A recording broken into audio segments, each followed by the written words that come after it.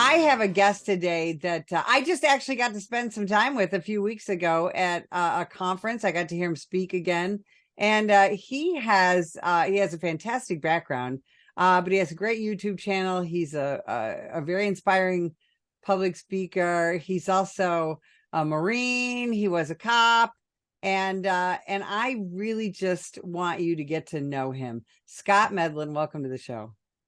Oh, well, thank you, Betsy. I appreciate that. And I'm honored to be on the show. So, first of all, you were a United States Marine, and I always have to point out the fact that my oldest son was a Navy corpsman. So, my Right there with kid, us.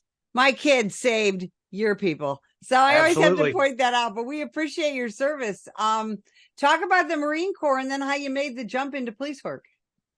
Absolutely. I went to Paris Island, South Carolina for boot camp like 5 days after graduating high school.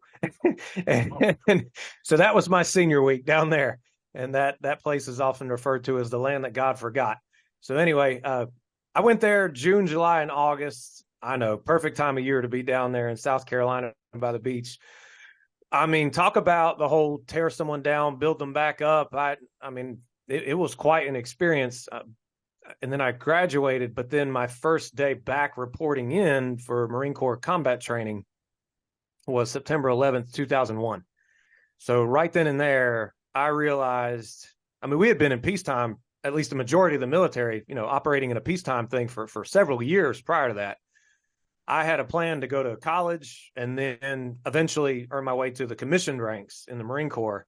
But I remember September 11th, while myself and a few other Marines just stared at the TV in total shock and sadness, like the rest of the country did for those watching it on TV and not actually at the sites where the attacks occurred. I remember calling my dad and just saying, at some point, I'm going to go to war somewhere. I don't know where, but I will. And eventually in 2003 and 2005, I was deployed to Iraq. So 2 deployments there.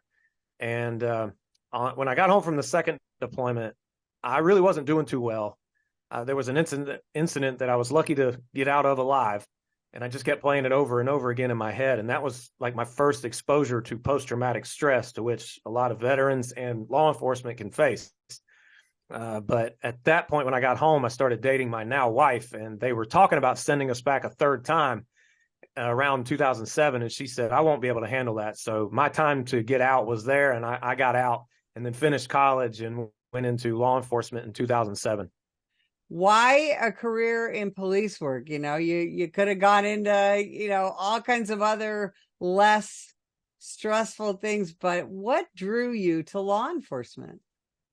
You're right. I could have done something else, but the calling was just too powerful. I really felt called to do it. I remember as a little kid, I was waiting in the car on my mom to bring my brothers and I somewhere, and I looked up the street, and there was a guy walking house to house, standing right up at the doors when he knocked on the doors. And he was also looking into windows, not right up to them, but he was trying to look in windows. And I lived in a small neighborhood where everyone knew each other. That guy didn't live in the neighborhood. I was getting really concerned. And mom eventually came out to the garage, and I pointed the guy out to her. She said, oh, I need to call your dad. So dad said, no, call the police, not me. And Betsy, I remember just this feeling of, I want the police to get here now to protect me and my mom and my brothers. And that's just kind of what planted the seed. Just this feeling of, when the police were around, I felt safe. And when I was 15, I talked to a recruiter at a career fair in the high school that I attended. And he spoke to me about police work. And I did a ride along 2 years later at 17 years old when I was eligible, and I was sold. So there was no going back, even after the Marines. I wanted to work in law enforcement. And that was all she wrote. It really is a mission, isn't it? Mm-hmm. Yeah, it was amazing. It's almost like God slapped me in the back of the head and said, you're doing this. So you did that, and you went to the police academy, became a cop. Talk a little bit about your experiences as a police officer. Well, I was really blessed to get sworn in at the hometown where I grew up, and I worked in the patrol district in the area where I grew up. So I knew a lot of people, but it was also one of the busiest districts in the city. So talk about having to learn really fast by, well, for lack of a better phrase, like hands-on experience. I was in the thick of it. So I had to learn really quick, but I really enjoyed the job, but I made a really bad mistake my first year. I let a group of negative officers negatively influence me. And I quit a little after a year of working there, having dreamed of working there for years prior. And I went to a different department. Now, fortunately, after realizing the total error of my ways and that I was negatively influenced and I made a bad negative decision, I begged the hometown department to take me back. And after chewing me out for 90 minutes on an oral board, which I fully deserved, they took me back, and I worked there for several years afterwards. That was the first time that I enjoyed the job, but I let some negative things about it get the best of me. And that was a big mistake, and I own it to this day. Well, and let's talk about that, because I think that had a hand in shaping your, future career and what you do now. And that's not untypical, right? Help people to understand how those negative influences, well, first of all, what those negative influences can see when you're a cop, that day-to-day stuff that we see, and how it can negatively impact us if we let it. Oh, absolutely. And I wish it was taught to me in the rookie school that our brains are not designed innately to make us happy. They're just not. To be happy, that's a choice you have to make, even if you're in a tough situation, to which obviously we all face tough situations in life. Nobody's immune from that. But our brains seek to conserve energy, and then it seeks out the negative, all in an effort to protect us. So when you're exposed to the negativity of the things you can experience on 911 calls, the negativity within the police department, the negativity of the news, all this negativity, it just makes it easier to be a negative person. And certain people who are, let's just say, have tendencies of negativity, well, they can't be negative alone. So they got to pull people in with them and complain and complain and complain about everything. And there were some people, when I started my first year, I was having a blast out there, a lot of self-initiated police activity work that I was doing. And I mean, some of them were mad that I was happy. So I was new, and I thought, well, maybe I should listen to them. I mean, it was a big mistake. It really was. When I came back to the hometown department after being gone for 8 months, I didn't let the negative crowd get the best of me again. I'm not saying I didn't complain or get sucked into the gossip wheel from time to time, but overall, my perspective had changed a lot. You bring up such a great point, and I don't think it just happens in the law enforcement and first responder professions, but everybody, especially now when we're so inundated with negative news, negative stuff on social media. You have to really work hard to be happy, don't you? Well, you absolutely do. And even if you're going through a hard time, you have to choose to be strong. You just can't let your brain figure it out. It's not going to. And it's amazing how powerful our thoughts are. And like I said, I wish they would have taught this to me in the rookie school, because if you think about a 911 call that really bothered you, and then you're essentially reliving it, what comes with that thought? Emotions. And what drives our actions? Emotions. And what drives the results we get in life? Our actions, based on how we are emotionally. And this is stuff I had to learn the hard way. But it's huge, and it's just way too easy to let the negativity just pull you in. And nobody's immune from that. Nobody. Well, and so now you make a living trying to help first responders understand their own mental health, understand what they can do about it. Because very often when a cop or a first responder starts spiraling downward, if you will, with just letting the negative part of life consume us, by the time we figure that out, very often we're in pretty deep, aren't we? We are. It can sneak up on you. It did with me. And then when I went to that other department and realized the error, I mean, that was after I'd already made a bad mistake. Fast forward several years later, when I was working in K-9, I let that job consume me. And I let it become my identity. My wife and I were growing apart, and she got to a point where we were riding down the road one day with our 1-year-old son at the time in the back seat of the car. And she looked at me and she said, "I'm thinking about doing this on my own." And I mean, it hit me. I was like, oh my gosh, it got this bad.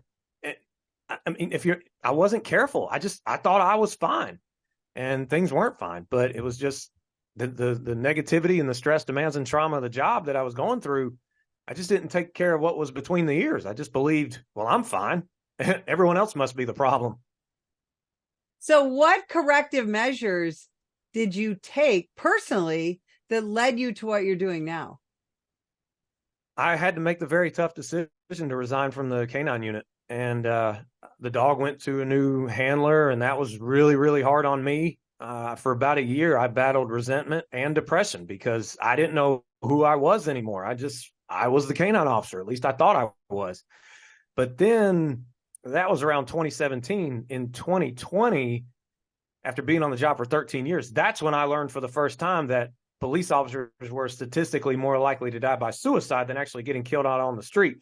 And that bothered me. I'm not saying it was something new, like that it has been happening, but I didn't know about it until 13 years in. And that enraged me. I thought to myself, you mean all these mental health struggles I've battled through, even in addiction at 2 years into the career, all this stuff. And I thought I was the only one. And statistically speaking, I was more of a threat to myself, and my friends out there, they're more of a threat to themselves. And nobody brought that up. So I said, that's it. I'm diving into this fight because I see the morale challenges. I mean, I was still working full time in 2020. That was a very tough year. And I was just like, we don't have to be miserable. And if you are at a point where you're thinking about, I mean, at the very worst case, taking your own life, like there's ways out of it. And so I wrote my first book, and I just started speaking and sharing my story, and I haven't looked back. So talk about writing that first book. Because to do that, you would really open yourself up, didn't you? Oh yeah, I had to get out of my own way and drop some ego and say, all right, let's be honest about how I was and tell other police officers about it. And then also do some research to make the mental health aspect more practical. I'm not saying I'm a mental health professional by any means, but anyone can do some research and do darn good, thorough research and help others through the relaying of the information. But I never dreamed of, I mean, prior to writing the book, I didn't have like this aspiration of being an author one day. It's just whenever I found out just how bad it was for us statistically, I thought, what can I do to help? And I mean, this thought occurred, just write a book. It was almost like, where'd that thought come from? But I acted on it. And that's really what the difference can be with a lot of us in our lives. It's just you have these thoughts and you have the things you know you should do that absolutely you actually have to do. And then you need to act on it rather than just think about it. So I just started acting on it and wrote that first book. Well, here it is right here, A Mental Health Fight of the Heroes in Blue. And I'll tell you, the National Police Association, we've done polling with the Rasmussen organization, and we found that most people care about police officer mental health. It was extraordinary. Just normal citizens are concerned. They see, sometimes I think they see better than we do, how this job affects our health, especially in a post 2020 world. So, Scott, we hear this term post-traumatic stress thrown around. We've been hearing it for 40 years since the Vietnam War, 50 years. And help people to understand what that means for your average cop. Yeah, it's like it sounds, post-traumatic stress, as in the stress can occur after it, like after an incident, whether you see a deceased child or have to investigate a horrific crime that a child's a victim, or you were in a very dangerous fight for your life, and these images and these the fight and the processes just run rampant in your mind, and you think about them, and then there's just a very bad reaction to something that was critical that your brain never wants you to be a part of in the first place. And it can have severe effects, hypervigilance, irritability, paranoia, negative thought patterns, inability to sleep. But the thing is, with law enforcement, you might think you're okay, and then all of a sudden 2, 3, 4 or more years down the road, you're irritable, and you find yourself not interacting with the public as nice as you used to, or people are coming up to people that you know and hang out with or love in your family are saying, you don't enjoy what you used to. What's going on? And it can be stuff like that. Very often we end up giving up the things that gave us the most pleasure, don't we? As Dr. Kevin Gilmartin calls it, you're used to. I used to do this, I used to do that. And we literally become the job, and we're not a lot of fun to come home to, are we? No, and I always remember the veteran officers telling me when I was new, don't bring the job home. So I wouldn't talk about what I did during the day. I wouldn't do it at all. But from the time I would go from dealing with habitual felons to the trip home and walk in the door, my body and mind were still in cop mode and hadn't fully relaxed yet. And yeah, I came home irritable plenty of times. And I remember one time my wife just said, "Stop bringing that stuff home with you. I've had it." But of course I thought, well, I'm fine. That's the three most damaging words a police officer can say is "I am fine." And here's what I'd like to say, if I may, to anyone who actually is doing well, like police or anyone doing well in life. Getting through life is one thing, but considering that none of us can be perfect to really be how we ought to be in life, we need to continuously grow as people. And I know law enforcement in particular, we're just stuck in this survival mode. Let me survive the shift, survive life, survive the career, and then I'll just be happy when I retire, if you get there, that kind of thing. You can't be that way. We got to grow as people. Yeah, you're absolutely right. So you have a great YouTube channel called the 10 Code Mindset. And tell us where you came up with that. Well, I knew 10 code would scream police. Just, police officers would say, "Oh, 10 code. Are we talking 10 codes?" Or at least a lot still do. But mindset in the sense of, let's try to change the thinking around this. We can't keep embracing alcohol as a coping mechanism. We can't keep talking negative. We can't keep thinking survival techniques. I mean, I'm not talking like tactics and fighting. I'm talking just in life in general. Let's start to shift our mindset to more of a thriving mentality, where even if we're going through challenging times, like the police officers now who are facing such anti-police sentiment that I don't think has been seen before, they can, I'm not saying it'll be all happy, positive feelings all the time, but at least you'll say, you know what, there's significance to what I can do to still help others. And this can make me stronger if I choose to take whatever steps needed to make me stronger mentally up here to do such thing. Thus, in turn, it improves their performance when interacting with the public and responding to calls. So when you are talking to first responders about improving their own lives and improving their own mindset, what are some of the things that you emphasize? Well, the very first thing I tell them is, you're a human. Please accept that. Because I already said I am fine, but a lot just think that the job doesn't take as much of a toll as it can. Like, nobody is immune. And even if you've been doing fine, all it takes is that one call to throw your nervous system and your body all out of equilibrium. And you might not know it for a while, that you're still messed up from thoughts that have been buried deep in your mind or memories. And all of a sudden something can happen and you get triggered and you go into a very bad place. The next thing you know, you're drinking alcohol maybe, or doing impulsive spending, all to get rid of this bad emotion you're feeling, but that's not working. So I tell them, like, you're a human, accept it, please.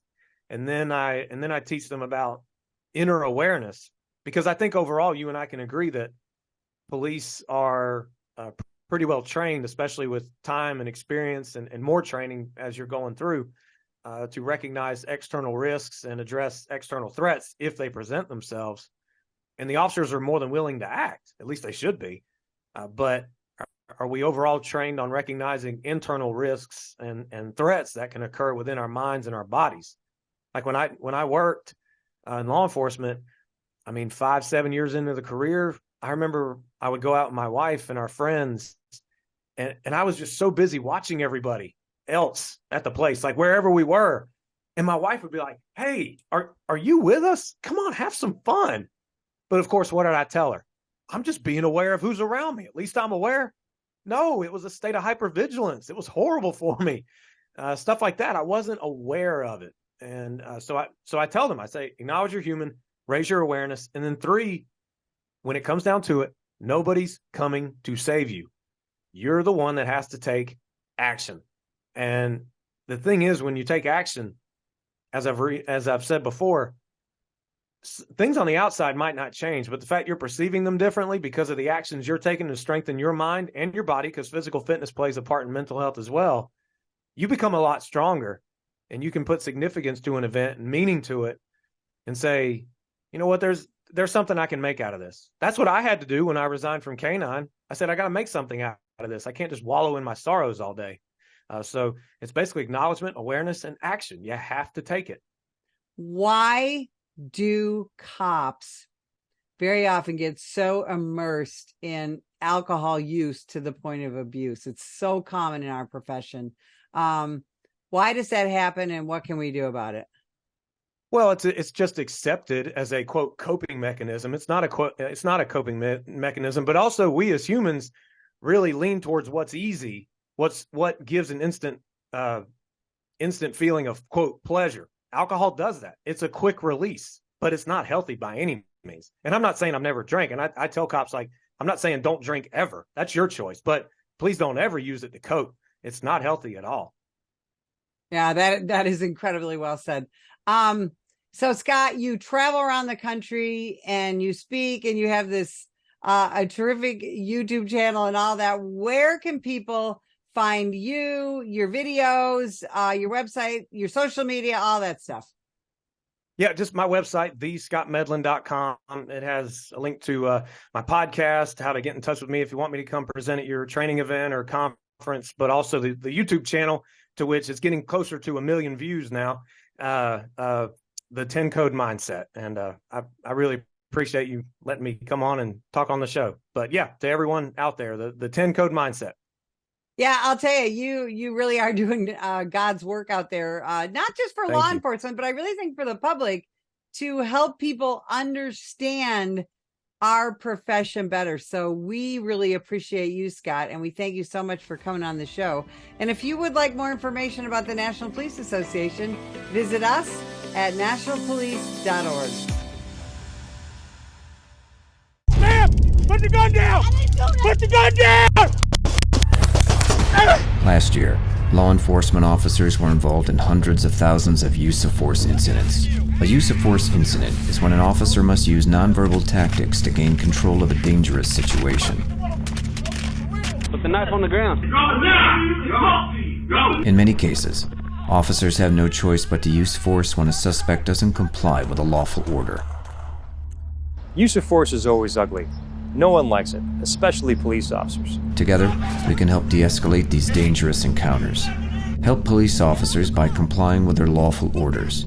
Don't attack, attempt to disarm, or flee from an officer.